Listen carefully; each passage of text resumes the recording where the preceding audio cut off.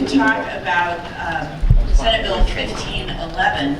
I'm opening a public hearing on Senate Bill 1511, and we're going to start with an overview from our legislative drafter. But first I wanted to frame up what we're hoping to get done today.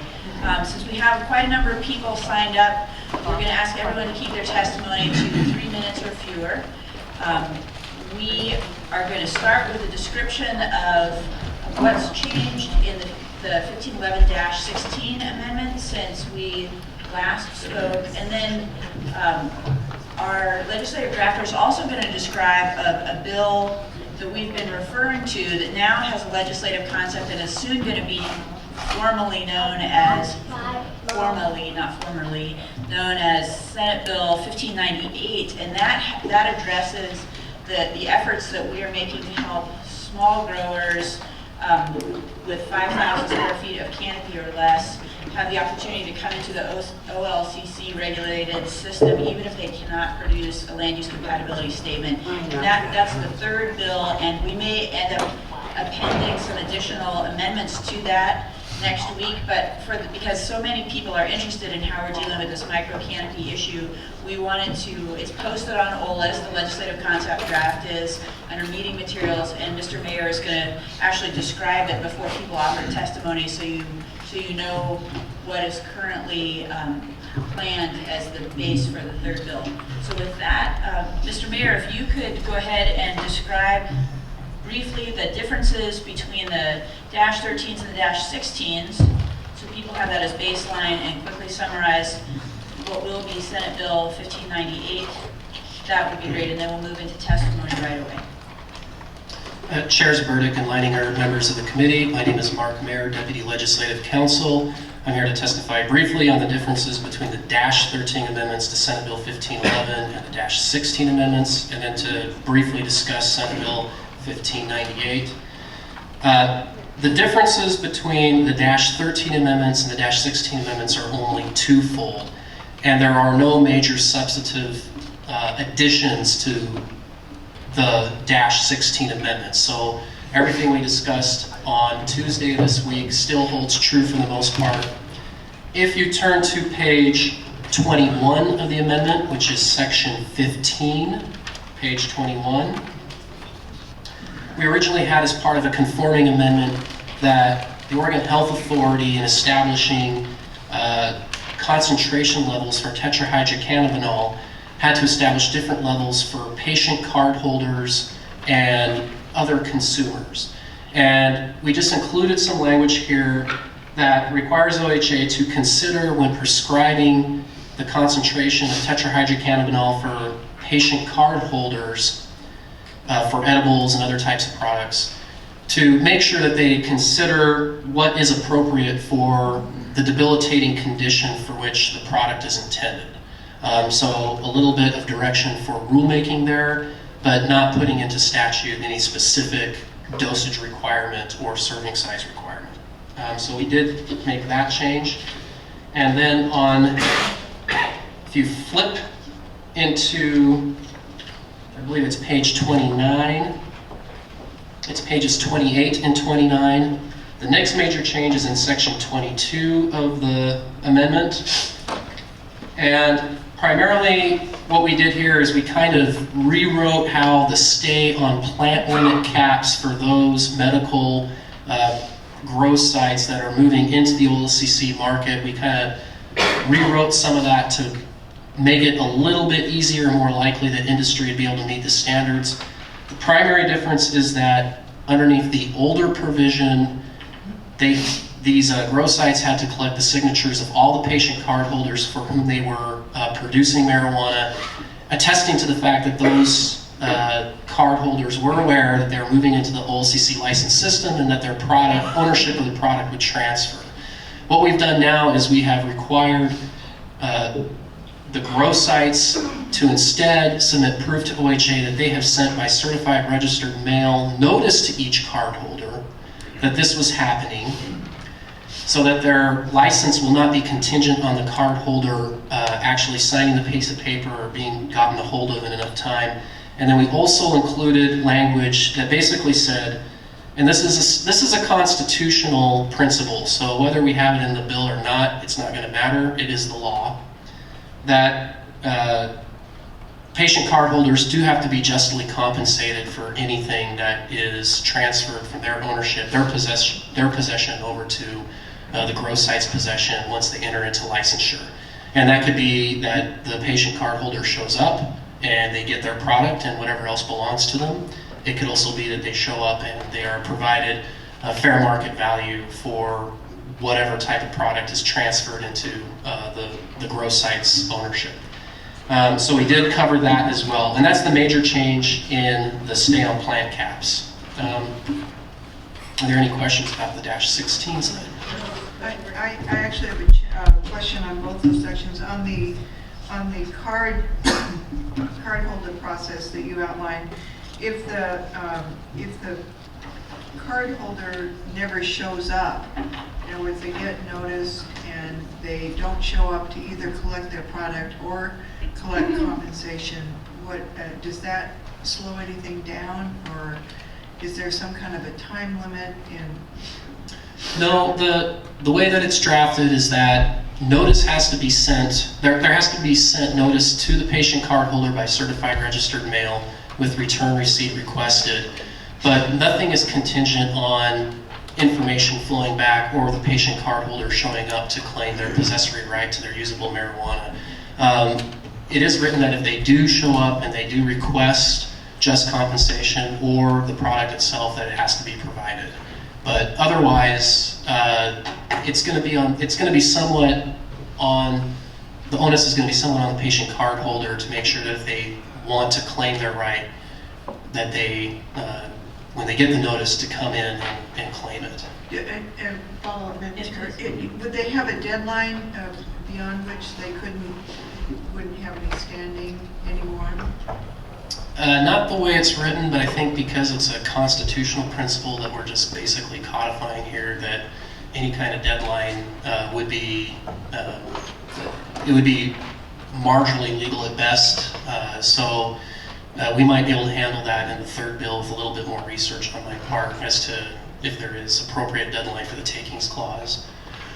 Madam Chair, if I could do one more follow-up. So when they show up, they can only be given the amount they're legally entitled to possess. Is that correct? Correct. So if they ask for compensation, would that same provision apply?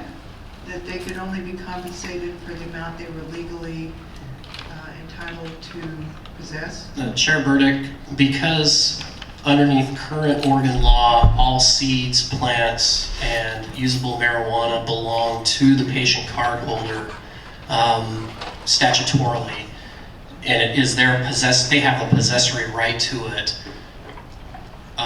In order to meet the constitutional requirement for just compensation upon a taking, they have to be justly compensated for everything that is their right to possess, which would be basically what the gross site has. And that would apply whether or not we wrote it into the bill or not. It's a constitutional principle. So just one more, if I could. So theoretically, they could demand the full amount of cannabis that they're legally entitled to possess, plus compensation for the rest. Correct. Correct. Okay, thank you, Madam Chair. And if I could ask a question on the other section, or just make a comment. Yes, please. There's been a lot of concern about some of the dosage limits that OHA is setting, and I've been telling people that it really isn't the ideal to put dosage limits in statute. That really is a regulatory function.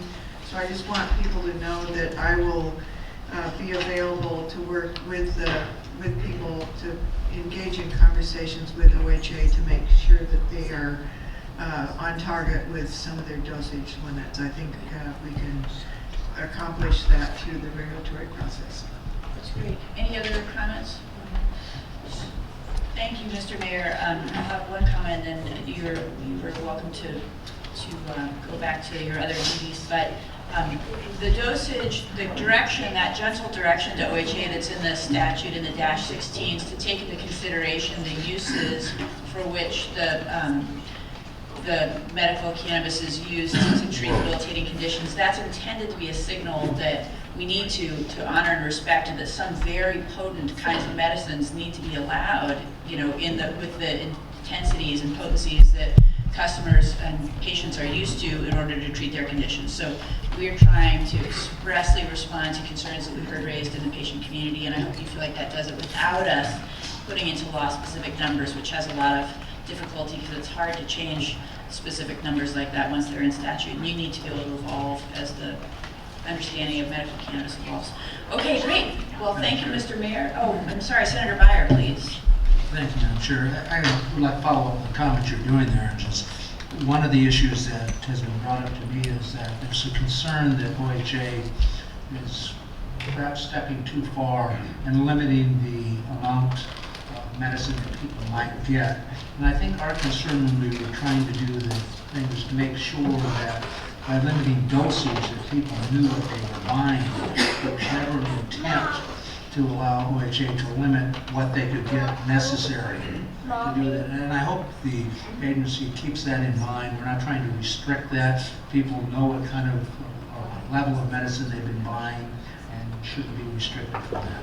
That was not the intent of the outlays or the statute that we passed. Right. I think you're right. Thank you. Okay, thank you, Mr. Mayor. Appreciate it. Oh yes, you were going to talk about the next bill. Please go ahead. Unless you would like to release me, I'd be happy. The new bill, Senate Bill 1598, which is not posted on OLS and not available to the public yet, but has been, it's halfway through the publication process in our office. I'm going to just jump. Yeah, please go ahead. It is actually in OLS as a meeting material in LC form. So Oh, okay. the formal bill that will be introduced on Monday is not on OLS as a bill, but it's in today's meeting materials as an LC, and it is not changed. It will be introduced in that form. So please go ahead. And I believe the LC number on that is LC 314. Is that correct?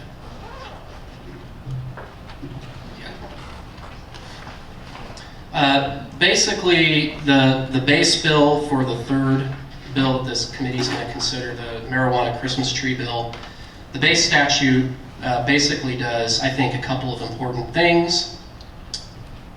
Not really my place to say whether they're important or not, just to say what they are. First thing that it does is that it creates an exemption from having to obtain a land use compatibility statement for certain types of medical marijuana grow sites that are deciding to acquire a license from the Oregon Liquor Control Commission and move into that process. Currently, the criteria for doing that, I know that there's already some interest on refining this criteria. First, you have to be applying for the license at the same address at where the marijuana grow site is located.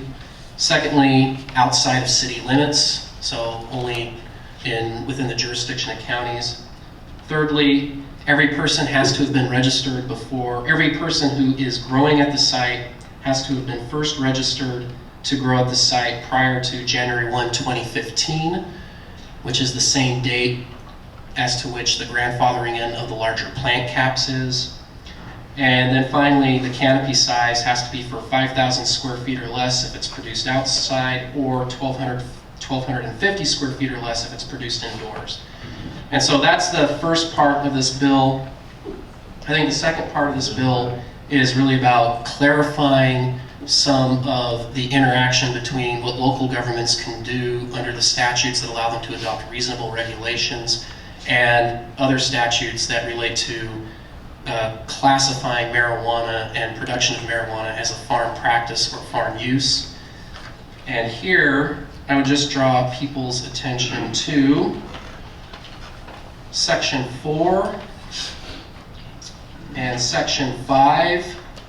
The most important things to look at in both of those sections is subsection 2. And it's going to be hard because I'm looking at the bill instead of the LC. I apologize. But Section 4, subsection 2, and Section 5, subsection 2 there are now 2 additional carve-outs that specifically allow cities and counties to adopt more clearly regulations related to nuisance underneath 30935 and regulations relating to farm structures and farm practices under 215253. So waiving the Lux and then clarifying the interrelationship between land use, marijuana being produced as a farm product and city and county's ability to reasonably regulate. And those are the 2 major changes in this bill. Wonderful.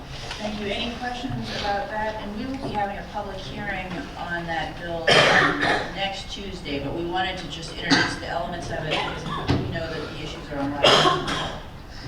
Okay. Thank you. With that, I really do mean you're free to go take care of other things. Thank you. Thank you. All right, we're going to begin our panels. Again, we'd love to have people testify for no more than 3 minutes each, please, so that we can try to get to everyone. For the first, I'll call a panel with an on-deck panel so folks in an overflow room can know that they're coming over. And we'll try very hard to get everyone who's traveled more than 100 miles in for sure. I'm hopeful we can make that happen. And there are a lot of other people too. So the first panel will be Paul Lewis, it's some local government folks, who is the Tri-County Health Officer for Multnomah County, Rob Bovett, who represents counties, and Scott Winkles, who represents cities. If you could come up, and we'll start with Paul, who's on speakerphone. And then on deck, we will have Nikki Terzieff, Don Morse, and Tess Milo. If both Nikki and Don are going to be here, you're both testifying, or just one of you? Both, okay. So that's the on-deck panel, please. Hi, this is Paul. Give me a message. I'll try back.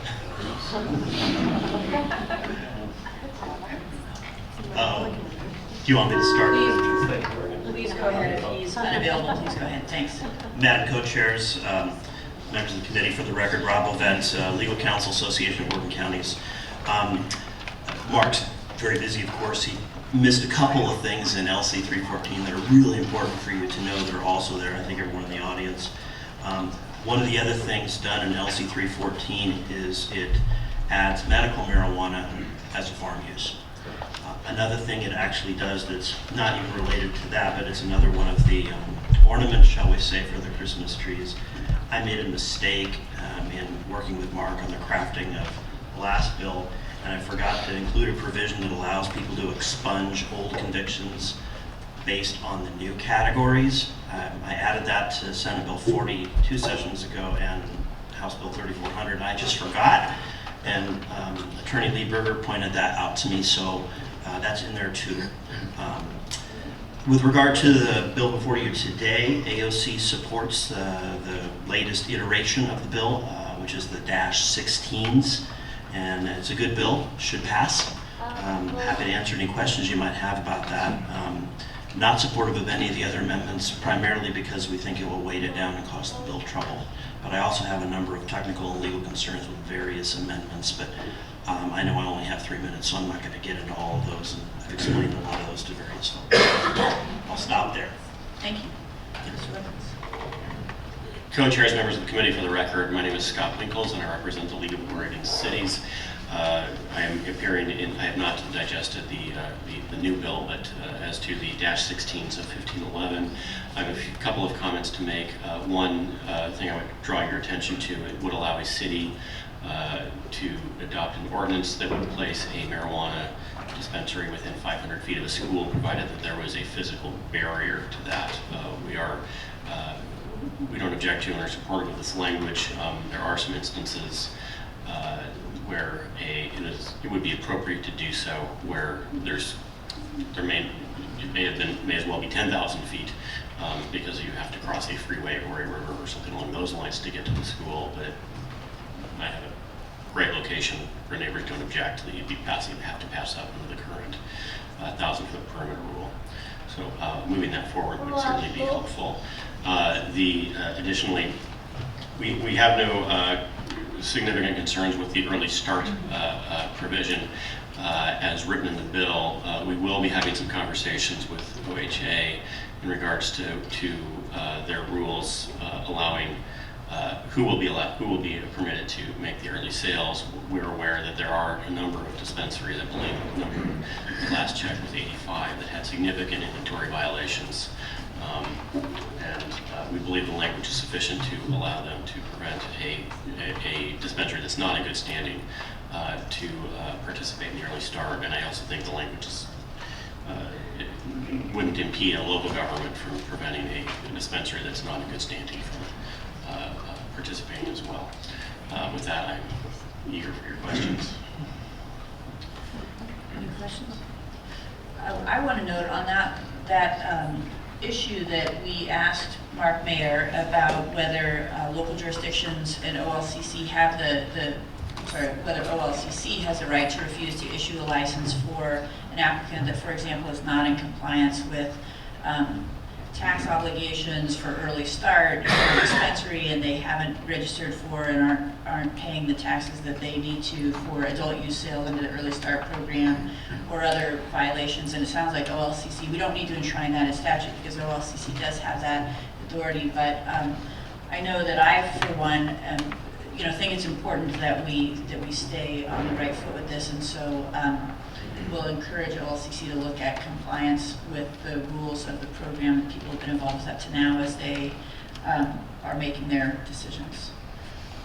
Anybody else have comments? Okay, thank you. And Mr. Lewis, why don't you try? You're welcome to go, both of you. And we have on deck Nikki Terzieff, Don Morris, and Tess Milo. Could you, if I could just make a comment, as someone who lives more than 100 miles away, I'm going to be heading out soon to try to get home tonight.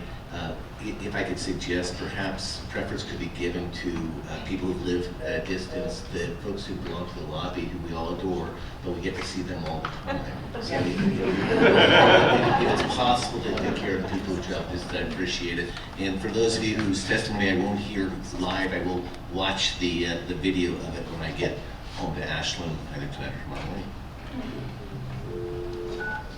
Thank you.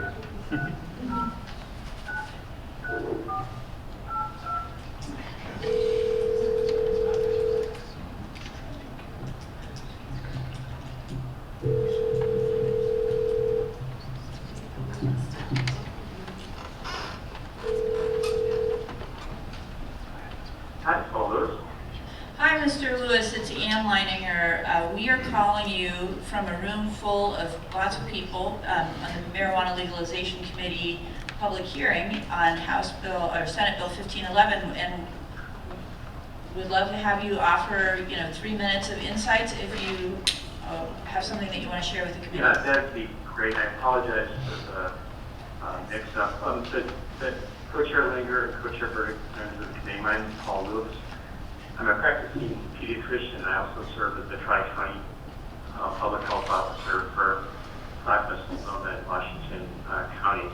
I also serve on both the OLCC and OHA Rules Advisory Committees for marijuana implementation. An overall very strong set of rules emerging and being refined. I want to thank you for the opportunity to testify today on some of the proposed amendments to the marijuana statutes under discussion this session.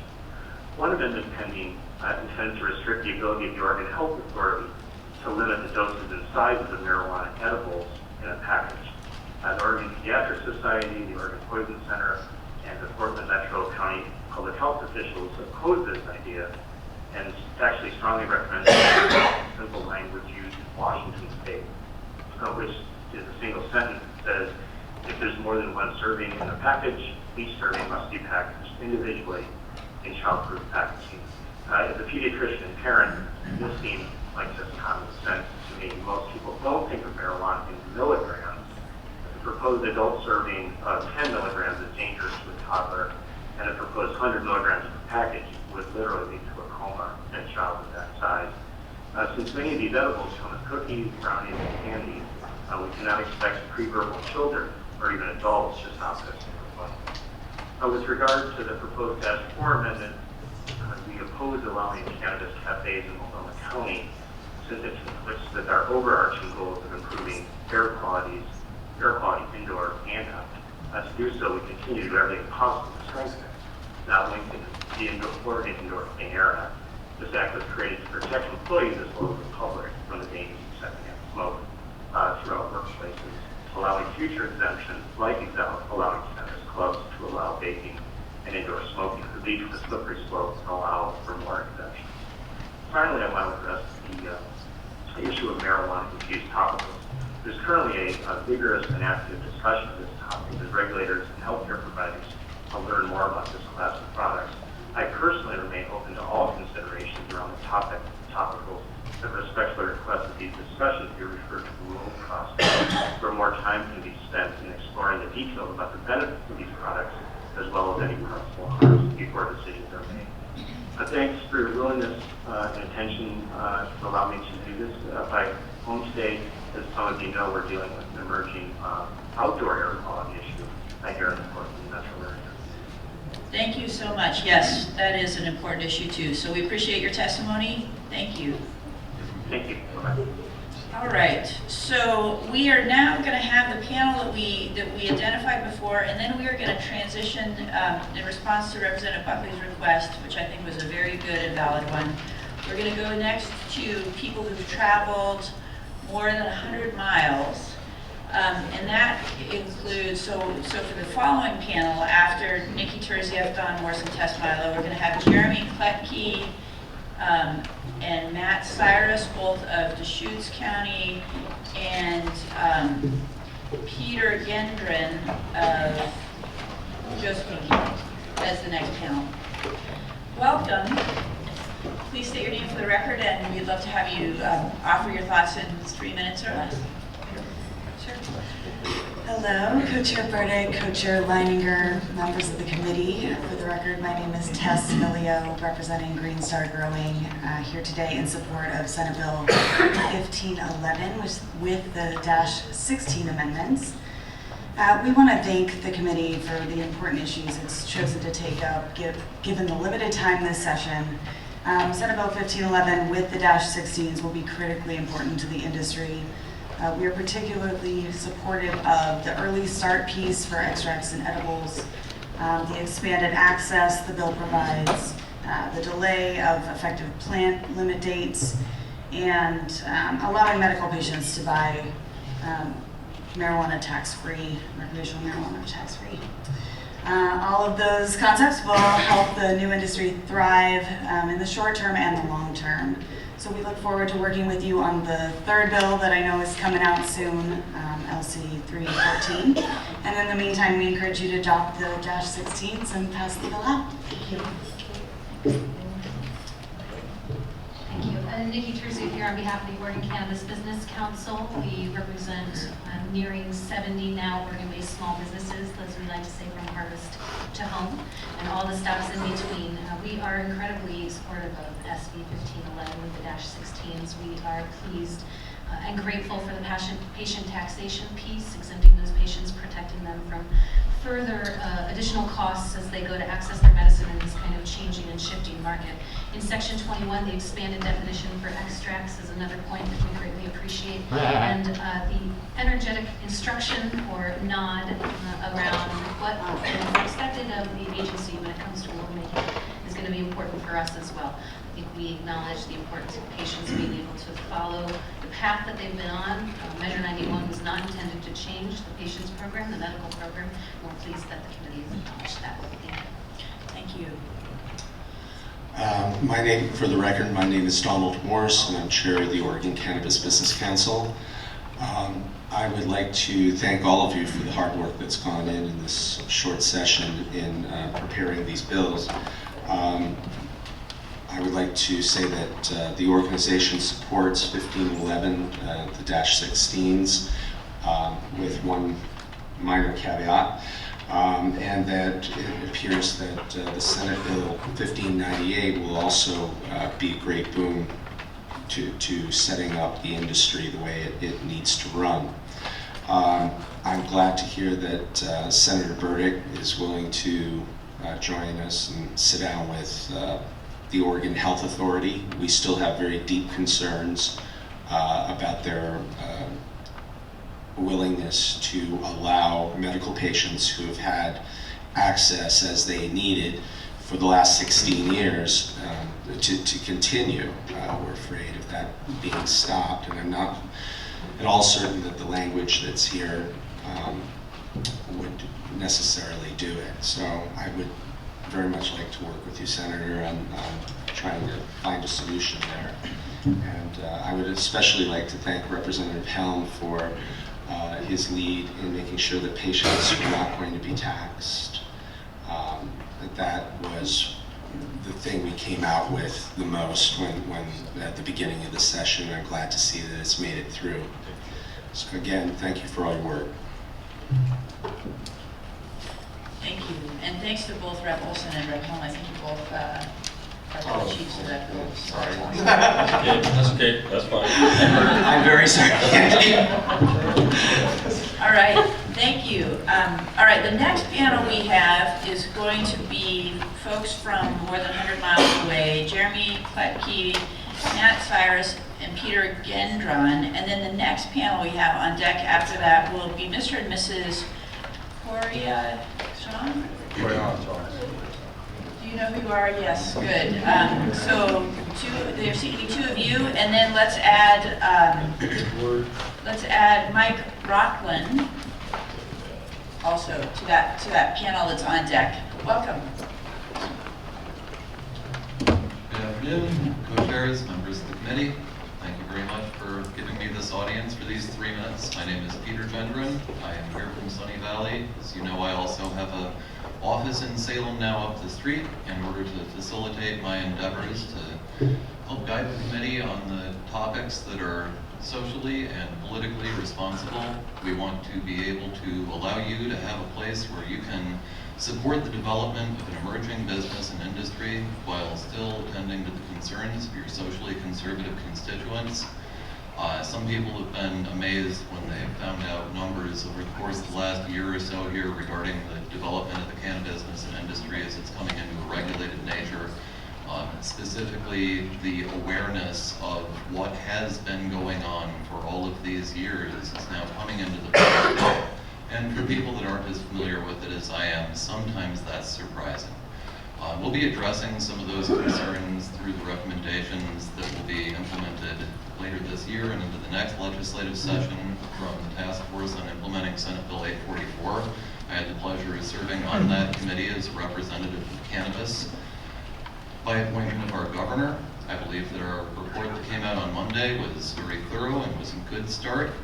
What we need in order to have those proposals to work, for the Oregon Cannabis Research Institute to work, we need to have very solid adult use and medical use programs in place. We need to be supporting our hemp program at the same time. We need to acknowledge the fact that there are 32,000 medical growers that have been growing for the last 17 years, substantially unregulated, yet still largely within the bounds of what our federal government has considered to be acceptable. I don't sit in this chair in front of you today representing myself or any business or industry. In fact, I've been told specifically by the Ethics Commission that I cannot lobby for the plant Cannabaceae because the plant Cannabaceae, the subspecies, the Indicas, Sativas, Ruderalis that I represent, are not entities. They cannot pay me, they have no voice. That is why I'm here. I'm also here on behalf of almost 78,000 current patients and tens of thousands of patients who have departed over the last 17 years of this program because they simply can't be here. I'm here for my 16 patients. I'm here for Clifford's 48 patients. They're all in assisted care facilities or palliative care facilities. They're nearing the ends of their lives, and they can't have their voices heard here, and that's why I'm here. I appreciate what is being done with 1511 specifically. I still have some concerns about 4014, but I believe they're going to be addressed in the subsequent bill. I'm very appreciative of the attention that you've given to these issues because we have a lot of things that we need to work on. There are a lot of other issues in Oregon. The fact of the matter is that some of those problems you'll find are remediated through responsible regulation in the cannabis business and industry. Thank you. Thank you. Hi. Co-Chair Leininger, Co-Chair Burdick, committee members. My name is Jeremy Kletke. I represent Davis Farms. I'm the founder and CEO of Davis Farms of Oregon. I myself, my history is I have a little over 20 years of experience in commercial cultivation of cannabis. I've worked in 4 countries cultivating cannabis. I'm really proud to be sitting here in front of you today while Oregon brings in this new era of cannabis. It's a wonderful thing, and I want to commend you for your progressive thinking as we implement this policy. I'd like to say that we are in support of 1511, overwhelming support actually. It reflects a lot of consideration that you guys have taken for patients. I'm proud again to say as a future recreational cannabis cultivator that I see all of the consideration for our medical patients addressed here. We should be able to help them with a nice, smooth, easy transition into this new market. So we are here to support 1511 and the -16 amendments, and again, appreciate all your work on this, and hope to see this push through. And following on the legislative concept of or the 1598 that's coming up, from what we see there, that is an absolutely wonderful bill. It looks like just a follow-up to this that is going to help to foster in this so cleanly. So we appreciate all your continued efforts here. Thank you very much. Thank you. Co-chairs, members of the committee. My name is Matt Cyrus. I'm a 6th-generation farmer from Deschutes County, and I also serve as president of Deschutes County Farm Bureau. Although I'm here representing myself as opposed to the board, they may not agree with some of the latitude granted in the proposed bill. But first, I'd like to start with the 1511 and the -16 amendments. I think make a lot of sense. Looks like there's a lot of thought and effort gone into creating language that creates a smooth transition from those producing medically to commercially. We have a lot of interest from farmers in Central Oregon about the possibilities of finally, since in the last 40 years we haven't had a viable cash crop, we might actually have the opportunity to have one. Certainly looking forward to that. With regard to the proposal on 1598 that's upcoming, like I say, I might differ from my board. I'm sure they would be might strongly object to the right to farm carve out. However, given the nature of this particular crop, I personally think it makes a lot of sense to allow the counties the latitude to have some flexibilities to work into this on a little slower, more gradual basis. I think it addresses some of the concerns, especially raised by the Deschutes County Commission. I think it makes more sense to give them an avenue to move forward and, like I say, work their way into this crop. If it takes a small carve out on right to farm, so be it. The one thing I would ask for consideration is down the road, maybe a sunset on the right to farm, so that as growing of both recreation and medical marijuana, as well as hemp, all become mainstream, that the right to farm carve-outs maybe disappear or go away. Other than that, I think this makes a lot of sense. I appreciate the recognition that medical marijuana is in fact an agricultural crop with the protections and recognition of other agricultural crops. So with that, thank you. Thank you. Do we have any questions? Yes, sir. Thank you, Ms. Co-Chair. Again, Jeremy and Matt, thanks so much for coming over. I know you've either been here constantly or made many trips over from the Bend area in the last few weeks. And I really want to commend you on your open-mindedness about this, what I view as a necessary but minor incursion into the right to farm.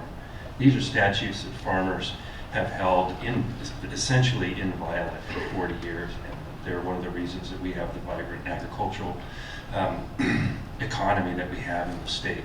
But thank you for your constructive thinking here, and I very much wish you luck and good results with your county commission in making this work. It was designed to do exactly that problem. Thank you for your efforts. Thank you very much.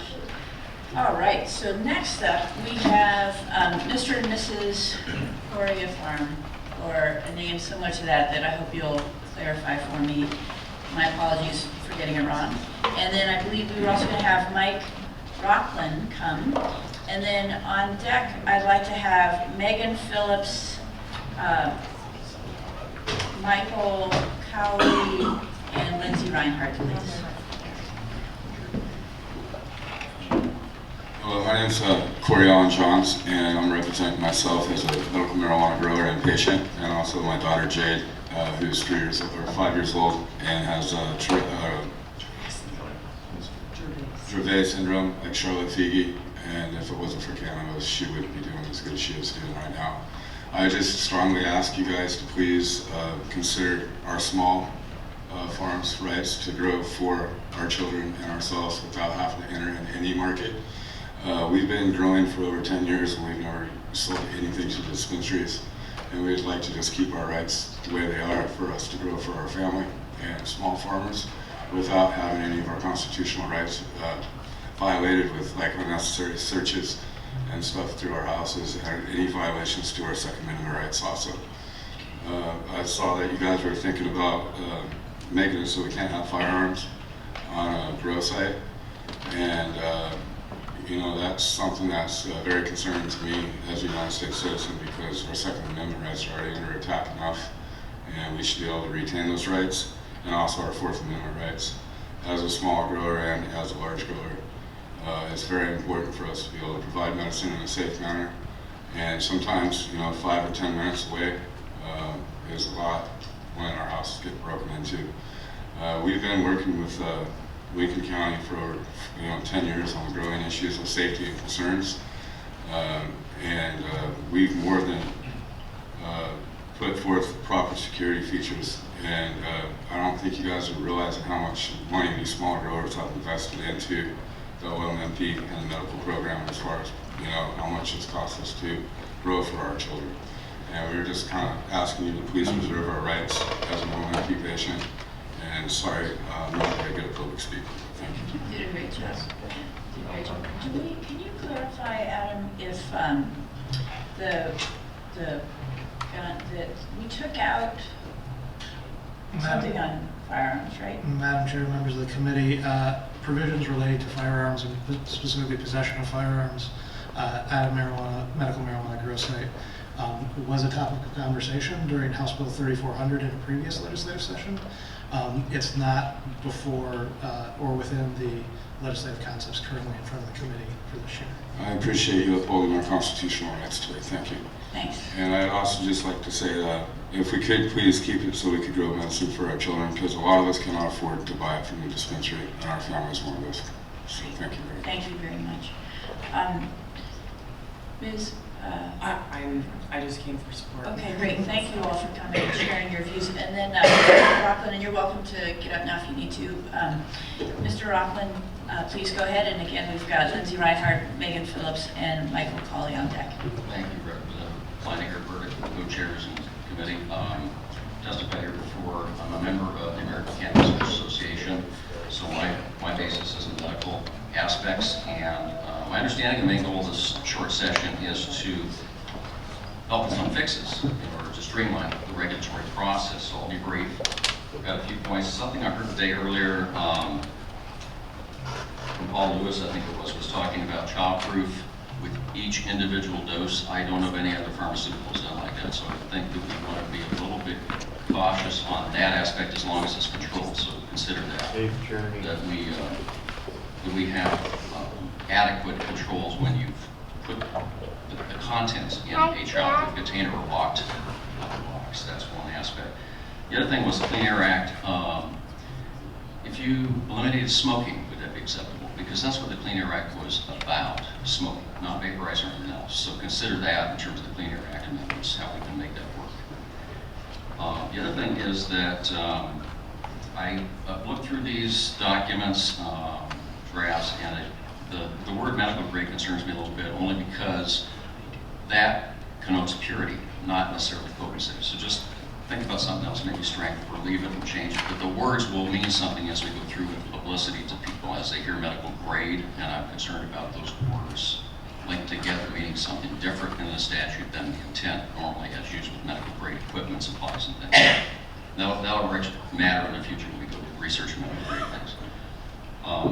So Two comments specifically. One about money, which we just heard a little bit. It costs a lot, and for people to grow for their money, it's really good. But the fees that cardholders pay are fairly high, and most of that money has not been dedicated, none that I know of has been dedicated to the OMB program. So I'd like that reviewed in terms of either changing or adding something to it, maybe in this Christmas tree bill, to make sure that those are funds dedicated from cardholder fees back into the system to either reduce fees or research or those kinds of things. So I propose that be carefully looked at right now. A year ago, the ACCM recommended they have an annual review. I don't know that that's happened. I haven't seen anything publicly posted except for June of last year, and that's kind of far behind. So if there could be a follow-up to that, I'd really appreciate to find out. There's millions of dollars at stake that cardholders have contributed. So the second thing is the attending physician statement. The APS is known. The attending physician is a doctor of medicine or doctor of osteopathy, D or MD. Those are the only two people right now that can write recommendations. However, in the statute, and I believe it was, maybe it's the regulation, they talk about a consultant who is referred to by not only the primary care physician, but the physician's assistant or nurse practitioner. So I'd like those two professions at least added to clarify. Let's look at clarifying this is what I'm up to. So thank you very much for the time. Thank you. All right, so now we have Lindsay Reinhardt, Megan Phillips, and Michael Cawley. And on deck we have Bo Whitney, John Ednall, and Edgar Diaz. Okay, thank you.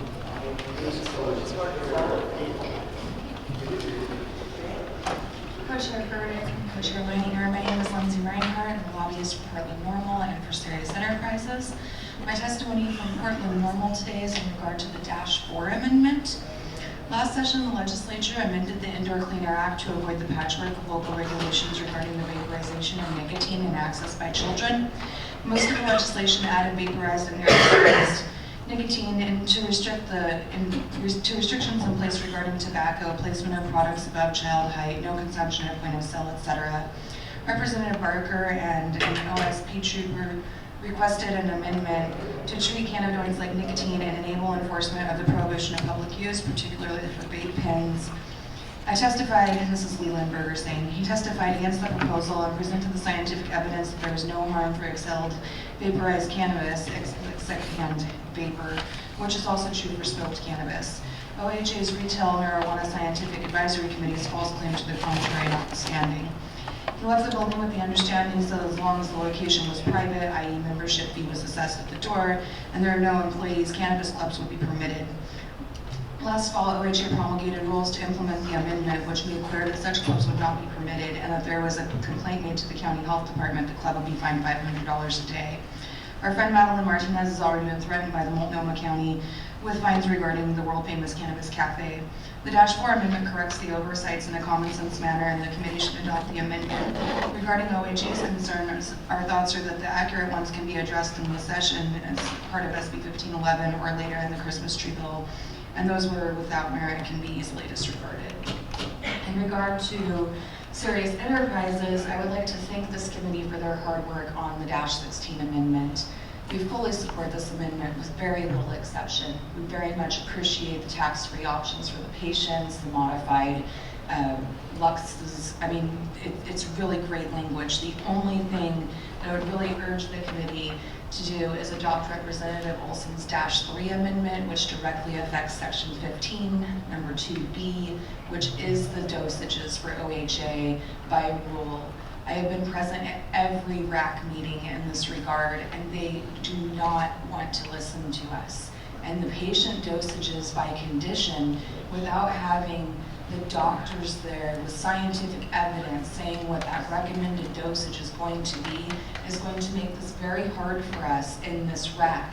We have been working endlessly with the OHA to achieve this goal, and they will not hear us. Every patient's dosage is different. It's not something that the Oregon Health Authority should be regulating. And to have that be a part of that language, we do feel will allow them a mass overstep. Thank you. Any questions, thoughts for the panel? Okay. believe you indicated that Megan Phillips is declining to testify. Okay, thank you for letting us know. Yes, go ahead. All right. Co-chairs, members, thank you very much. My name is Michael Cawley. I'm the owner and grower of Geek Farms. We're a small family farm located in unincorporated Lincoln County. I'd like to thank you for working so hard on this legislative session. I would initially like to show my support for SB 1511 and the -16 amendments. I would also like to show my support for the -12/-1718 amendments, which we're mostly focused on the Lux, flexibility on that. Being an unincorporated county, rural county, it's very difficult to try to make all these things happen. For one, I'm in the north part of Lincoln County. The county offices are on the south part of Lincoln County. It's a 2-hour drive. So to get anything accomplished with the county is very hard. So just so you know. Those kind of amendments too would really encourage small and rural growers to move out of the gray market without the pushback from small towns and counties with unjust and overreaching rules. One of the things that you did mention was the agricultural aspect of medical cannabis. And one thing, unfortunately, I'm already in the middle of a lawsuit with Lincoln County because of exactly that. They basically said I couldn't have a greenhouse to grow medical cannabis because medical cannabis isn't considered an agricultural crop. It's a very difficult stage to be in. I've been in this fight for over 7 months. So that's my biggest concern on those dashes, and I would fully support the wording of an agricultural crop for medical cannabis because one, the medical opt-in option that we have is basically not having the agricultural right for medical cannabis is virtually eliminating that option for me. I don't have that option in Lincoln County. Anyway, past that, lastly, I'd like to address the 2-year residency requirement that was proposed to be removed from HB 3400. We're talking about that in the treehouse, or the Christmas tree bill as well. I would really, really support bringing that back in. And the reason why, the cannabis industry of Oregon has had a long and hard fight to get the ability to do business with what we've been doing already. Out-of-state growers aren't here in this room fighting for our rights to do what we've been doing for decades. All I ask is that this council gives Oregon growers a shot in this market. Colorado adopted a residency requirement initially, and although it wasn't flawless, it did give the native Coloradans a chance to get going before the massive corporate grows came in and undercut the little guy with small margins and mass market share. Don't let this industry be tainted by the corporate agenda. That's it. Thank you for your time and support. I want to call out one of the points that you made, the desire to have medical cannabis become a farm crop designated and getting those protections is in the third bill. So, great. And I I fully support that. Thank you so much. We're trying hard. We may not be checking every single box, but we're trying hard. Absolutely. We appreciate it. Thank you. All right. Okay, now on to the next panel, which is Bo Whitney, John Hudnall, and Edgar Diaz, please. And on deck we have Megan Graham, Doris Munson, and Ellen Ford, please. You may speak in any order, please. Just state your name for the record. Madam Co-Chairs, members of the committee, my name is Bo Whitney. I'm representing Golden Lake Holdings in Greenpoint, Oregon. I wanted to thank the committee for the efforts on these 2 bills. I feel these 2 bills are successful in balancing the many different perspectives and concerns while still maintaining good public safety. The early oil and edible sales addresses some potential Oregon exposure to the Coleman memorandum. So that's a very positive step. Addressing the plant count and reductions and transitions from medical into the regulated market will help make the process much smoother and successful. We feel that this bill is good for not only Golden Lake Holdings, but good for the industry and good for the state of Oregon. So Golden Lake Holdings supports Senate Bill 1511. -16 as it is good, sound public policy. Thanks. Thank you, Madam Co-Chairs and the rest of the committee. I applaud you guys' hard work with all these issues we have. My name is John Hudnall. I'm a father, a veteran, and a longtime medical grower. I'm here to voice my support for the -12 and -18 amendments. My family spent our savings on a facility to get into this new industry. In November, a city ordinance was enacted that forced us to shut down our operations, and we don't really have the resources to move every time that jurisdiction decides to change their ordinances. The growers had to move out to not face a $500 a day fine through the city. And so I'm hoping with those amendments that we'd be allowed to move back in. We do have a long-term lease on this facility.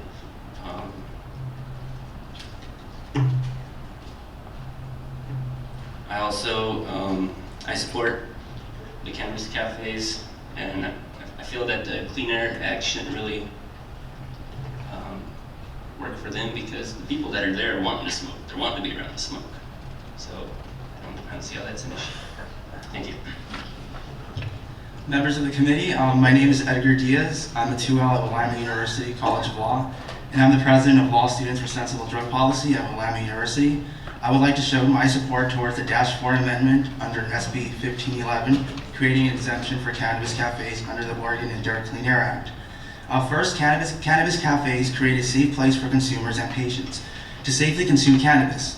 Since cannabis has not been shown to cause chronic diseases nor cause cancer, and since no one has ever directly died from cannabis consumption, it is only logical to conclude that cannabis is safer than tobacco and alcohol. Despite this, we still allow for cigar bars and restaurants that serve alcohol throughout Oregon. Therefore, since the threat from cannabis is lower than those substances, there should be an exemption to the Oregon Indoor Clean Air Act to give Oregonians a safe place to consume cannabis, since we do the same for tobacco and alcohol. Second, it is also important to focus on public health and safety and the risk of promoting cannabis consumption among minors and children. Cannabis cafes would not promote the use of cannabis among children. In fact, they would reduce the appeal that cannabis consumption may have among children, because it will stop the conspicuous use of cannabis in public areas, such as parks, sidewalks, and areas near schools. Therefore, instead, people will not gather and consume cannabis in a public area where children can potentially see. As a result, this mitigates the negative effects that cannabis may have on children, because they will not be exposed nor be motivated to use cannabis. In conclusion, I believe Oregon needs to lead the way and demonstrate to the rest of the country how to safely consume cannabis. Therefore, I want to show my support towards the -4 amendment. Thank you. Thank you very much. Any questions for this committee? Okay. Thank you, all of you.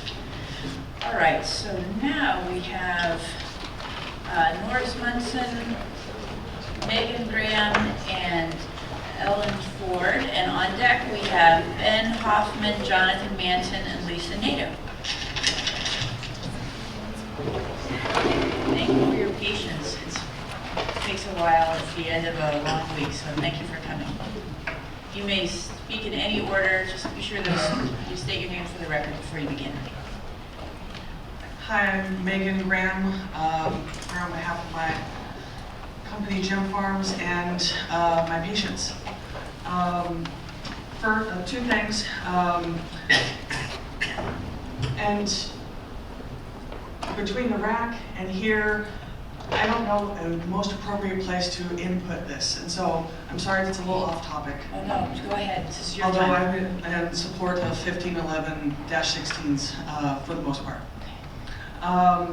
So there was a definition in one of the draft rules about industrial hemp infused CBD products. That dispensary may only accept a transfer of and may only transfer a product that contains THC or CBD derived from marijuana. And I'm here to, I'm in opposition of that. My products are infused with CBD from industrial hemp because I'm interested in the medical aspects. We do have a medical garden, but we're more for the medical side of things, and so we do have industrial hemp products. The OHA should not have an outright prohibition on industrial hemp products and should allow cardholders to transfer those products to medical dispensaries. I take my, to help my dispensary clients and patients feel safer, I still take my product testing, labeling, and packaging very seriously and follow the guidelines as outlined in the OMP rules and regs. I'm following the same rules as the cannabis producers, so I disagree with proposing to leave out the CBD from industrial hemp. I've also got some written testimony from at least one of my patients that I've been in her life as her grower for 3 years, almost 4 now, and this is not to say that I don't have Western doctor support that is totally essential, that this is not a replacement of Western medicine, but added to it, it makes a difference of a lifetime. It makes a difference in the steps. Trying to keep it short. Medical cannabis works for breakthrough pain, but has totally taken my pain, mine, and cut it in half. If I did not have access to my medical marijuana, I don't know what I would do. I think that I would have more steps than I take since I started using medical marijuana. I have recovered from things that you're not supposed to recover from. They're scared. I live in the Portland city limits, and I have 10 patients between all of us that are growing there, and we're not sure where we're going to put them all, and I just don't want to give up on them because they're have nowhere else to go. Yeah. Thank you. Thank you very much. And if you had testimony you want to submit to the record and have us posted online, you, I believe, may give it to Ms. Nelson. Thank you. Thanks for being here and testifying. Yes, sir. Hello and thank you. Chairs Leninger and Burdick, members of the committee. My name is Norris Munson, and I'm a member of the Oregon Cannabis Association and the founder of Cultivated Industries, a vertically integrated producer of craft cannabis and flower and extracts. We employ 25 Oregonians at competitive pay and offering generous benefits to full-time workers. I am here today to testify in support of Senate Bill 1511-16. Senate Bill 1511-16's expanded access provision is important to OMMP patients because it ensures continued access to high-quality medical cannabis products offered at affordable price, even as the majority of Oregon's dispensaries transition to licensure under the Oregon Liquor Control Commission. It is also important to Oregon businesses like mine who want to serve both patients and adults while meeting the rigorous compliance standards required by the OLCC. Expanded access is an elegant solution to the regulatory issues posed by co-location because it broadens the opportunities for businesses while reducing the risk of contradictory or duplicative regulations. As a maker of extracts, I am also a strong supporter of the provisions in Senate Bill 1511-16 that will expand Oregon's successful Early Start program by making extracts, edibles, and oils available to adults in Oregon licensed dispensaries. These products are extremely popular. They account for nearly half of cannabis sales in Colorado, and they should be made available to adults now that the Oregon Health Authority has developed rules to safeguard public health. Finally, I and my colleagues in Oregon's cannabis business community support 1511-16 because its numerous technical adjustments like the stay-on plant limits will allow cultivators and processors to make a much smoother transition into the adult use system and further our shared goal of curtailing the unregulated market. Thank you for the opportunity to testify. I urge the committee to move the 16 amendments today. Thank you. Good afternoon, Co-Chair Burdick and Co-Chair Leininger and members of the committee. My name is Ellen Ford, and I am the co-founder of Clear Creek Botanicals. I'm here today to once again ask you to please free the lotions. What does that mean? It means allowing topical cannabis products to be sold outside of the OLCC distribution network and the OHA distribution network. The reason that we are asking for this is because they are non-psychoactive for 2 reasons. 1, because they are applied topically, and 2, because they have such a low amount of THC in them.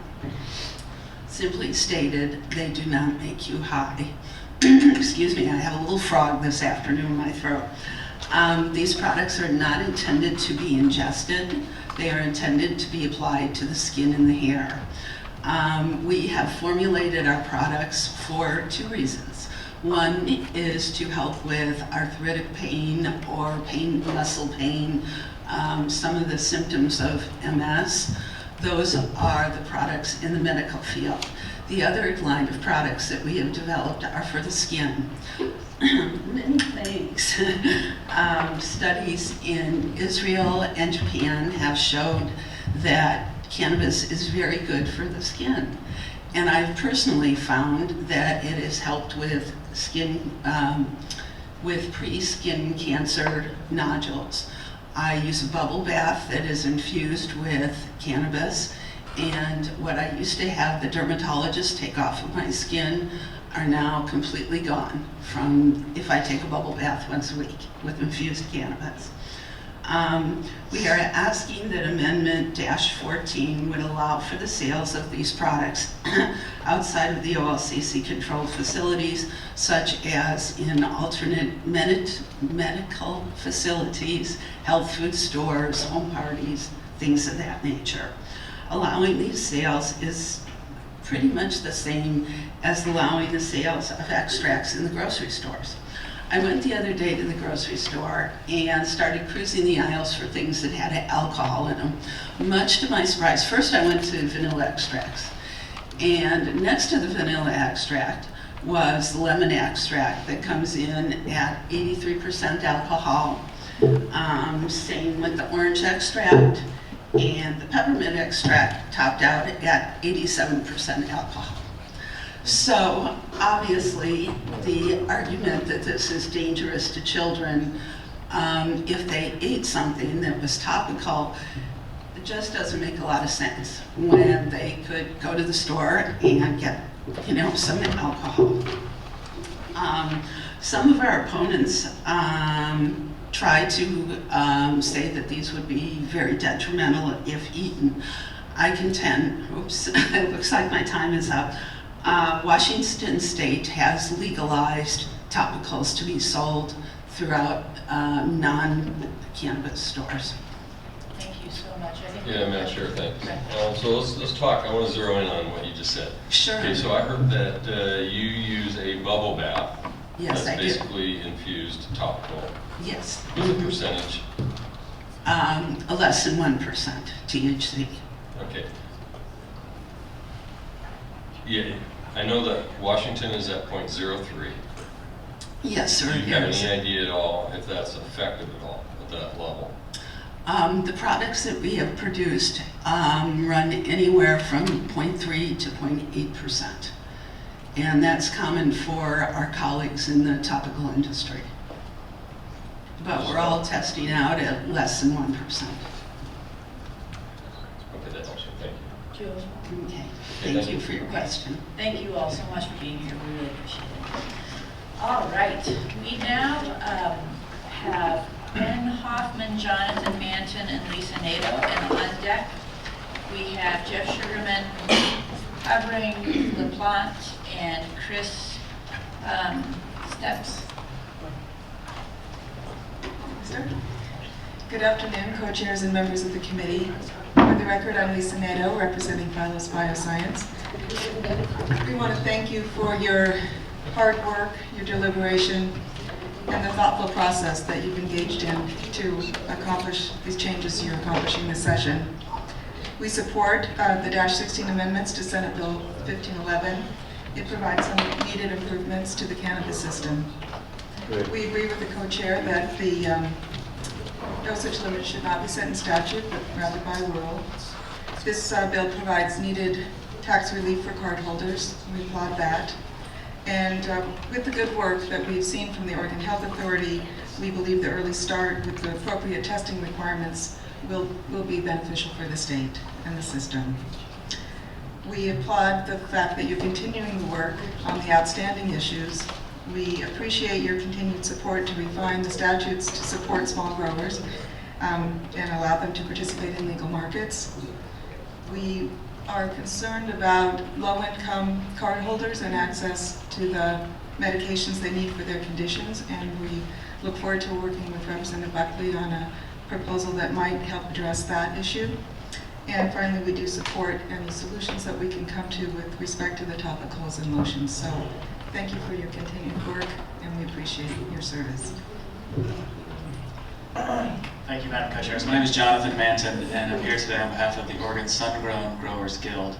And we've had some really direct and heartfelt conversations in these last few days. And I want to make sure each of you know how much respect I have and the clients that I represent have for this process.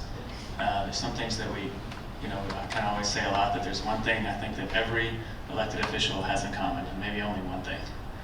But they got more votes than anybody else who ran against them. So you're here for a reason, and we respect the position that you sit in, no matter what we're talking about, and we can have disagreements, and we can do so in ways that are respectful, certainly of the process and of the individuals that are on this committee.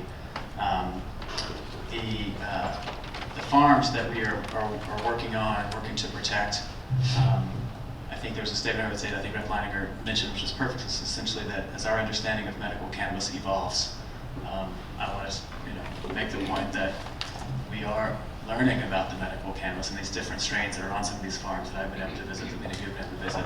And protecting those strains is just of such critical importance. And part of why I'm so passionate about protecting these family farmers, the small farms there, it's not just because the people sometimes get a bad rap that I don't think they deserve, and I've met them and know them. But also because these medical strains are so potentially important for what we're going to learn as this science evolves. And as we learn about the difference between the outdoor plants grown under the full spectrum of sunlight when they're harvested, as compared to an indoor plant grown under artificial light. Our folks say that's different. You get different medical results. And so we're just striving as hard as we can to protect those strains and protect those farms. Thank you so much for the work I think that a lot of people have gone into with regard to the Lux problem. Rob Levette's done tremendous work there behind the scenes, I think, to come up with this, and I understand it's going to be in 1598. I'm just looking at the draft of that now. That's great. The second piece that we've been pushing so hard for is I think it's going to be fixed with the direct-to-farm carve-out. We might want to get a little bit of clarity on that to make sure. With regard to the county setback problem, I think the setback that we understand is kind of problematic for our farms would be about a 250-foot setback that the counties would impose on plants, not necessarily on the buildings. But I'm not sure of those. We may need to seek some clarity to make sure that we're getting that protected, because the lot sizes are small enough that if you've got a 250-foot setback for the plants, you may not be able to have enough room to grow the actual plants. And then finally, one thing I'm hoping that we can change on 1598 or add to it is to make sure that there's ability for the processors to transfer not just directly to other processors and to dispensaries, but for the processors, medical processors, to be able to transfer directly to the patients. I think Cedar Gray is the perfect example of that with the tinctures that he showed and the oils that he's created. He can be a medical processor that still wants to make sure that you have that direct transfer to patients in that instance. And with that, I'll just say thank you. We want to echo the comments that the gentleman from Lincoln County made, and those were just, I think, he nailed it as far as everything that we're here to push for. So thanks. Thank you. Thank you. Before you start, Mr. Hoffman, I wanted to note that I think that we are trying to get that you may transfer back to the producer/patient processed material language built into 1598. So it's probably not in what you're seeing there, but they're having conversations about that. So thank you. Dr. Hoffman. Co-Chairs Leininger, Burdick, members of the committee, thank you very much for this opportunity. I'm a pediatrician at Dornbecker Children's in Portland. I'm also the medical director of the Tom Sawyer Safety Center there, and a member of the executive committee on the Council on Injury, Violence, and Poison Prevention for the American Academy of Pediatrics. And I'm here representing both the Oregon Pediatric Society and OHSU. It's been amazing each time I've had the opportunity to testify on this topic about the passion with which people speak and the degree to which the growers, the retailers, and the practitioners care about their users, especially with the medical practitioners we heard from today, the deep affection they have for their patients. I'm here because of the same thing. My patients, however, will not be using recreational marijuana or most often medical marijuana for their own purposes. They will be exposed to it inadvertently. And we need to make sure that the patients that we've heard about today do not lead to my having more patients. Simply put, you can't child-proof, you can't injury-proof a child. And we need to make sure we protect children from threats that exist in their environment. If you've ever met a 3-year-old, they're tough, they're impulsive, they're quick, and they can't be reasoned with. And to a 3-year-old, a cookie is a cookie. And if you show a 3-year-old these cookies, they're not going to be able to identify the one on the right could potentially put them in a coma because this is a marijuana edible from Colorado, whereas this cookie is a normal peanut butter cookie. Every parent tries to be vigilant. Nobody is perfect, and things happen. So despite best intentions, we need to make sure that we are thinking about policies as we go forward with recreational marijuana that are mindful of the 900,000 children in Oregon who do not have a voice in this process. That's why I'm here today. Experience shows that in both Washington and Colorado, again, despite best intentions, kids were hurt. In Washington, in just the last 2 years, the number of calls to the Poison Center have gone up basically 100%. Experience in Colorado shows a 46% overall increase in marijuana-related hospitalizations and an 800% increase in hospitalizations due to toxicity from marijuana just at Colorado Children's. If we are not mindful about how especially edibles are stored and what the doses are within those items, more kids are going to get hurt. Simply put, as we go forward, the voice of kids needs to be considered. We can act now to prevent harm to children, or we can wait, and bad things will happen. Thank you for the opportunity, and I'm delighted to answer your questions. Thank you. Do we have any questions? Yes, sir, Representative Helm. Madam Co-Chair, during our last meeting, we had a chance as a committee to talk about amendments to the bill that probably weren't going to be discussed. I think Amendment 5 is likely to be one of those. And today, at the appropriate time, I'd like to say something, but I don't want to interrupt the testimony.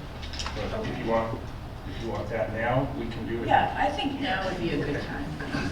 So I appreciate the testimony on childproofing our products, and I'm the author of the -5 amendment, which recommends putting a floor, not a ceiling, a floor on how we prescribe the dosage and the serving size of products that are going to go into the edibles industry. And I very much appreciate that we're tiptoeing now into the area of adult use edibles. And it's more than a tiptoe, it's a baby step tiptoe. I think it's going to strike the public that uses these products as ridiculous. But I respect the caution. And one of the things that I've observed in my research is that the standard that I've suggested in the -5 amendment is the industry standard for adult use. And we've been having that size and amount for many, many years now. And we do not have the levels of problems, for example, with alcohol or with household products. It's far more harmful to children in those areas than cannabis. I think it was anticipatable that we would have high rates of increase in calls to poison control about cannabis in the past few years since it was illegal before. Now people are feeling free to go ahead and call. But I would just urge everybody that as we move forward to a time where OLCC's rules are going to be implemented to allow edibles at some point in the future, that we all try to rely on a data and evidence-based approach and not simply let our worst fears guide the legislation. Thanks for letting me talk about that, Madam Chair. Thank you. And to build on that, I want to note that we are not expecting to move the -5 amendments this this session. And there are some other public health implicating, or there are some other aspects of cannabis legislation that have gotten people in the public health community very anxious. And since this is a short session, I want to echo what Representative Helm said, that this is going to be a process that evolves and moves forward as we figure out where we are once the first stages of implementation happen and community engages its comfort with next steps. Some of the issues that we're not going to get over the finish line this session, advocates, please know that we can have conversations about what makes sense in next steps moving into 2017 and beyond. And public health protectors and professionals, please know that we're trying really hard to not force the conversation or rush it in ways that, because we recognize we're in a new sector and people have really different levels of comfort with where we even are today, let alone where we are going in these bills. So we're all trying to respect one another's comfort level and needs, and certainly the need to protect kids. So I hope that's the message you're taking from this document. Okay, thank you, everybody. Next panel, we have about 7 people left, so we should be able to get everyone within the rest of our time. We have next up Jeff Sugarman, Everett LaPlante, and Chris Steps. And then on deck we have Brett McCarthy, PK, and Harrison Conley, Harrison Conley. That was kind of, but I have a real. And then last of all we have Will Feetham, just so that you know. Welcome, everyone. Please go in any order and state your name for the record before you go. I think I'll start off. I'd like to thank the committee for having us here today. My name is Everett LaPlante. I'm the co-owner and chief executive officer of LB's Edibles. I think it's appropriate that I follow your comments, Representative Helm. Speaking for the edible community, and I feel like we haven't really had a very strong voice, and I feel like we're taking a lot of the heat in cannabis at this current time. I'm here to testify that edibles are a safe, effective method of ingestion of cannabis, that the worries about it are overblown and usually come from the unregulated marketplaces. Where there are regulated marketplaces, you really do not have issues. And what I'm concerned about is over-regulating edibles, and what that will do is create a larger black market of unsafe edibles instead of a safely regulated market for the adult and medical consumers. So, to start off with that, but I am here basically in support of 1511-16. I think there's been a lot of really great work done in this short session as far as moving the legislative process forward in a positive direction. When it comes to edibles, concentrates, tinctures, we've seen in the process that edibles really have been getting left behind by the OHA. They're looking at raising all the dosaging and everything for concentrates and tinctures, saying that a cookie is more attractive than, say, another cannabis product. In our opinion, a 2 or 3-year-old is going to put anything in their mouth, not necessarily a cookie. And so edibles should not be signaled down on in that respect. We don't support any dosage limits for medical. When it comes to rec, we do support 10-100 for our industry. We've been producing edibles since 2010 for the medical patients in Oregon. We're very well regarded, and we have a company that we're proud of. We're highly in support of co-location for that reason. We think that it's best serving the citizens of Oregon if you allow us to take our expertise from the medical market and transition it to the recreation market. If we're having to build a second facility, then we're going to have to choose between recreation and medical, and I don't think that serves the citizens of Oregon at all. So we're strongly in support of co-location. And finally, early start. We are in support of early start of edibles. We are ready to serve the recreation market. The one caveat being that individually packaging each dose within the package is overreaching, in our opinion. We think that that's very wasteful. It's going to add costs to the packaging, to the process, and a lot of waste into Oregon's landfills and into our environment, which is unnecessary. As we've seen, individual dosing isn't done in any other product, be it pharmaceuticals or liquor or anything like that. So, again, we thank you for letting us testify here today, and appreciate you listening to us. Thank you. name is Christopher Ships, not as you pronounce it. Thank you, co-chairs and members of the committee. I'm the owner and PRF of Lincoln City Collective out in Lincoln City. I'm also a medical patient, a grower, and caregiver. As Michael explained earlier, we've had problems in the county with growing. I had to move my growing facility out of the county. It was very expensive. I was able to open up a dispensary, which has been unbelievable, and to sell recreational marijuana has been incredible for the reaction from the customers. Thank you very much for everything that you guys have done to put forth everything that's happening in this industry. I also like to thank you for the opportunity to be a pharmacist rather than a drug dealer. And I say that because when a pharmacist follows the rules and regulations, they're a pharmacist. The minute that they don't, they're a drug dealer. So I like the opportunity to follow rules and regulations and be a pharmacist in this market. As secondarily, I've come here to talk to you about having the 2-year residency requirement. As a small business owner, I had to go get funding from other places, and I would not like to be strong-armed out of my business by people that have money and they can push me out of the business. The 2-year residency is kind of a security blanket for the small business owners here in Oregon to keep their businesses. And that's it. Thank you very much for your time. Co-Chair Leininger, Co-Chair Burdick, members of the committee, my name is Jeff Sugarman. I'm here today representing Groundworks Operations. We are a vertically integrated cannabis company. I'm here today to strongly support Senate Bill 1511 and the -16 amendments. I have 3 things I want to talk about real quickly. One, I think this will actually help improve patient access by allowing medical patients to buy tax-free in any locations. I think that's particularly important in areas that will have very few shops, and simply it's the right thing to do no matter where they buy it. We also support the expanded late early sales of edibles and concentrates. I think it's very important to move that arena into the regulated system as well. I think it will help stem the black market by offering adults legal sales where they can get edibles and concentrates.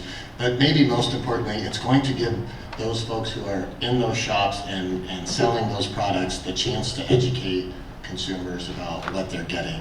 And I know that the OLCC and the OHA is going to make sure that we provide information to those patients about the edibles and the concentrates that they're getting.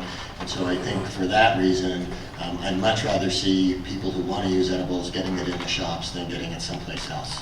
The third thing I want to strongly support in 1511 is the stay on reducing production limits. I think all of us for the last 2 years have been trying to achieve a very smooth path from the OHA to the OLCC. By doing what you're doing in Senate Bill 1511, we're going to ensure that patients don't get cut off from their growers in a very short period of time. And I think that will also ensure an adequate supply for those patients this summer and an adequate supply as we open the adult use market in the fall. I have one other issue that I'd like to talk about real quickly for the third bill.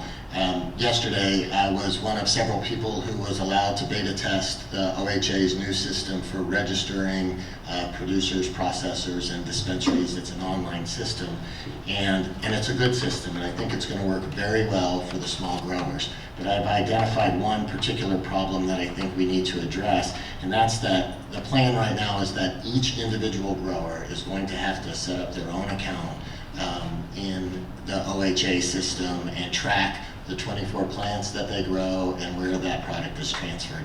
And again, for small operations, I think that's going to work very well. The problem is where you have multiple growers, 15 or 20 growers, many of them who are patients who are really lending their ability to that entity to be able to grow for them and for other patients. So what I think is going to happen is we're not going to get the kind of information that we need if we have each individual grower required to submit their own submit their own, to file their own statements. So I think we'll get much more accurate information.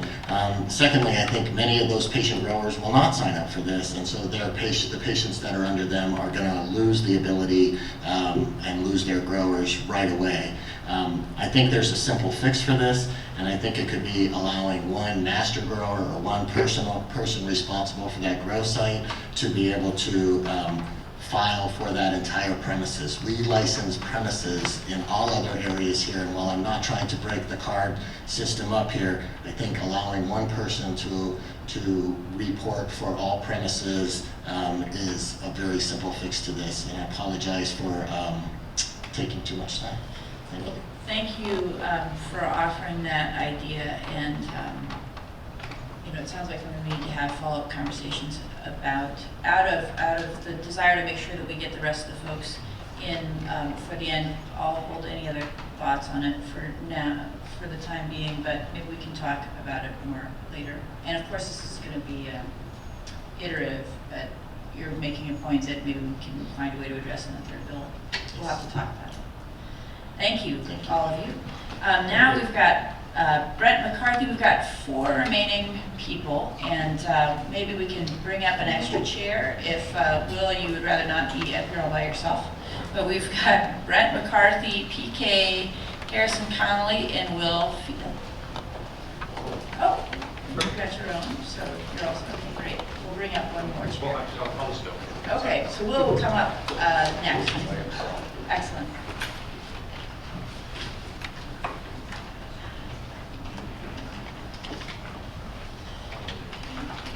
So, one of you is welcome to begin while Mr. Conley is kind of finishing getting situated. You may speak in any order. Makes sense. Thank you, members of the committee. I'm PK, executive producer of Mercy TV. You've seen me year after year in a lot of meetings I've been going to. Well, 15, 11, and 40, 14, good bill. It should pass. Okay, that's enough. The medical patients are getting charged too much. Do you pay to get your medicine, to have the right of using cannabis as your medicine? That seems a little ridiculous. And now everybody can grow foods for plants of their own. Not as quality as the medical department. So I have a fellow grower on the farm. I have several patients that the fees for the medical is just too high. I still help them out because they're still suffering pain and they can't afford to go down to a dispensary and pay that.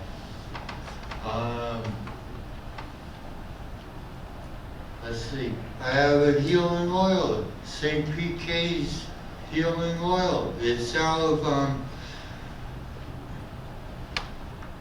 virgin olive oil and cannabis. Every season, I'm an outside grower now. Every season I put a good few ounces into the 5-gallon bucket. During the year, I may add more olive oil to it. I'm going to keep the mash. I put the mash in a colander and then I have a separate jar that I bring with me.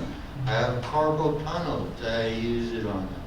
I've shared it with people with skin cancers and that disappear. I went up to the university. I have a cure for skin cancer. And they asked what's in it. Olive oil, cannabis, garlic, and onion powder. And they shunned me. I had the oil tested. Wow. I'm putting these choice buds in there, flowers, and it only comes up 0.50. None of the other things that they tested for came up. But then if you heat it up, it's a different story because you activated the THC molecules and others. Thank you for listening. You've done a real good job. If there's any time I can help, I will. Thank you very much. Mr. McCarthy? Hi, my name is Brent McCarthy. I'm here on behalf of patients mainly. Thank you, co-chairs and committee members for doing this job. I know it's not an easy one and a long one, obviously. The first thing I wanted to say on behalf of the patients is that the people in OMMP are scared.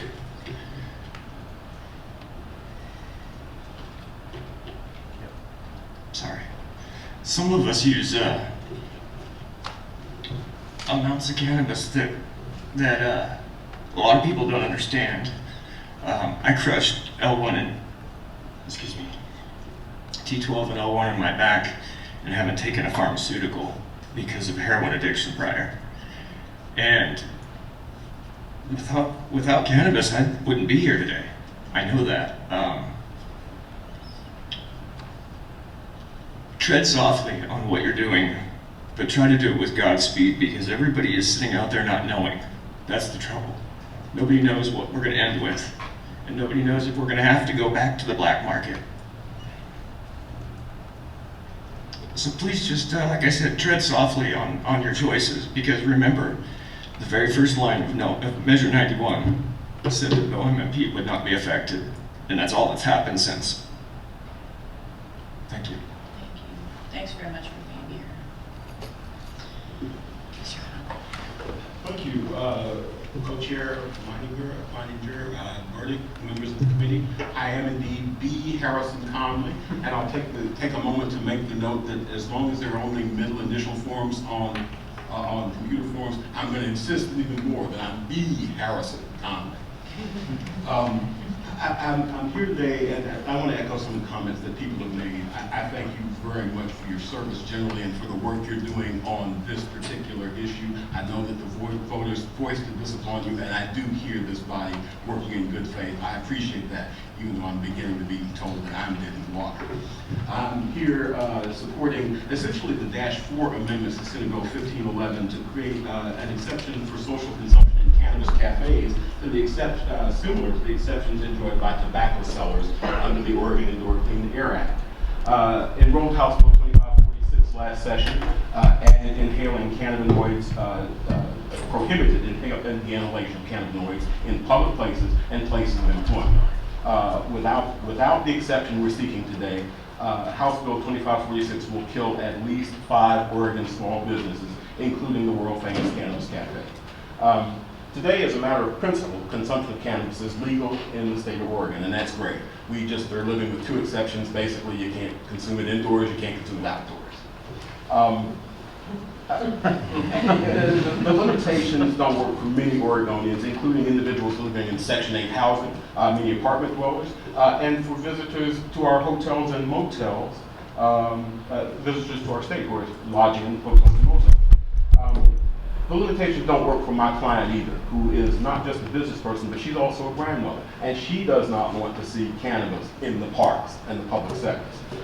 Since 2009, Madeline Martinez and the world famous Cannabis Cafe have provided a safe community setting out of public view in which Oregonians with medical cards could assemble peaceably with like-minded individuals and consume legal cannabis. There are a handful of folks in this room today that we're able to advocate jointly together. Mr. McCarthy is one of those whom I've met as a result of the Cannabis Cafes, as a result of being able to come out of hiding in my basement and find out that there are like-minded individuals, apparently at least 56% of us.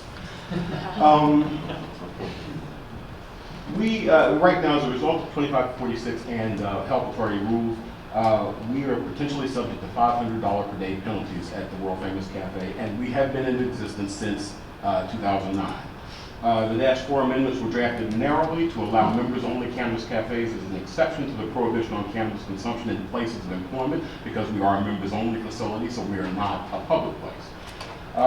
Legislative Council is currently working on amendments to keep up with your -16s and to add local control in the form of an opt-out that's very similar to the recreational licensing opt-out without the time limits. I've been asked if we are in fact world famous, and so we have a map here and just wanted to show you that, in fact, like we hope our support is on this committee. From the far east, far left, we have Hawaii represented. Far right, we have Australia, New Zealand, Japan, 5 continents basically. Representatives from Africa, Saudi Arabia, Dubai have all been to the cafe. Europe is pretty well represented, and you've all seen maps of this or had opportunities to see maps of this. I'd like to mention just, as with any other small business, this model won't succeed in communities where there's not a body of support for it. But we really think that it is entirely appropriate that we're tired of hiding in our basements. We like the opportunity to come together. We'd like to understand the political power we have. We certainly need services for folks like this, and we have been a provider of that kind of service, giving them a place to consume. I will stop with it. Well, I'd like to mention, if I could very quickly, there is unsigned testimony on OHA letterhead raising some issues with the -4. A number of those things, I'm going to try to catch Martin Mayer and fix a couple of those things in the next draft that we're getting. But there are a number of other things. I spent a lot of years in reviewing administrative rules for compliance with Constitution and enabling statutes. The Health Authority has rulemaking authority for this series, and while we may not be happy with it in the end, I think most of the issues they raise fall within their ability to make rules. Thank you very much, and I know this is a complicated subject, and I appreciate you're trying to get it as close to 3 minutes as you can. I would say that, as the cannabis cafes this session, it's hard for me to see us having the votes to get authorization for cannabis cafes through both chambers of the legislature this session. But, I, for one, am interested in working on trying to get something that we can pass through both chambers potentially in 2017. And I think it's going to involve us working with some of the folks who testified expressing their concern, as well as advocates, to see if there's a balance we can strike that the community can accept. And I think part of it's going to hinge on people seeing how the next few months and years roll out and getting more comfortable with the idea that we can have legal consumption. In that regard, if I could, we have 5 businesses that will not survive till 2017, including my client who is building the Oregon brand. So I would ask you to consider grandmothering the 5 business entities this session. I have talked to some of the members of the Healthcare Committee, and I'm not clear that we don't have some support for grandmothering those existing businesses. Good. Well, thank you for that. And again, while the 1511 is in the shape probably that it's going to be in, when we bring it to call the question on whether we can get committee support for it, the third bill does remain for people to have conversations. But I think this is a hard one. The public health community has started to express quite a lot of concern, but let's have conversations about next steps, and I sure appreciate your thinking and your talking about it. We have Will, thank you, gentlemen. We have Will feed them, and then we have an opportunity for committee members to express some additional thoughts. Did you have a comment for the Cannabis Cafe people? Okay, great. So welcome, and state your name for the record and share your thoughts, and then the committee will have an opportunity to have some comments among ourselves too. Welcome. My name is Will Feetham. I live in Jackson County, and I am part of the Oregon Sun-Grown Growers Guild. Thank you very much for the opportunity to speak before you again. I would like to say thank you very much for all of the relentless work you're doing on making this new system work. And I am very hopeful about the future. I represent small farmers and medical patients, and I see a potential path, especially given some of the protections in the Christmas tree bill, that will allow us to continue doing the work that motivates us. So there's a couple things I would like to bring your attention to, and mostly they are questions. One is that based on the language in 1511, it seems to me like growers who are growing for more than 2 patients at a grow site will be getting a license with the OLCC in order to enable them to collect or to get reimbursement at dispensaries. We have yet to hear from the OLCC what regulations they will place as a part of getting that registration, which could have an impact on how viable that is. We are extremely hopeful about the small canopy concept, the idea of being able to serve our patients and to grow on our small farms and also serve the recreational market. Seems like a path that can last for the indefinite future rather than a fix, a temporary fix to ensure that no one's hurt now. So we're very hopeful about that. In regards to making that work, I like the language that is I saw regarding setbacks for agricultural buildings. And it was somewhat unclear to me in conversations with people in Jackson County who are making their local ordinances, the distinction between agricultural use and farm use has been an important part of their reasoning to get 250-foot setbacks. And I am not a land use lawyer, but I just want to bring your attention to that distinction to make sure that your intention to allow existing businesses and farms to exist on rural residential is actually honored at the local level. So if I don't have any language to suggest, just that the very close attention to the technicality will allow your intention to be fulfilled in reality. Thank you so much for the opportunity to speak again. Thank you. Thanks for coming out. Committee members, well, thank you to the people who've come up and for the people who've driven along the way. In particular, thanks a lot for being here and for your ongoing input and your kind manner of delivering, concerns that are heartfelt and important. So we really appreciate that.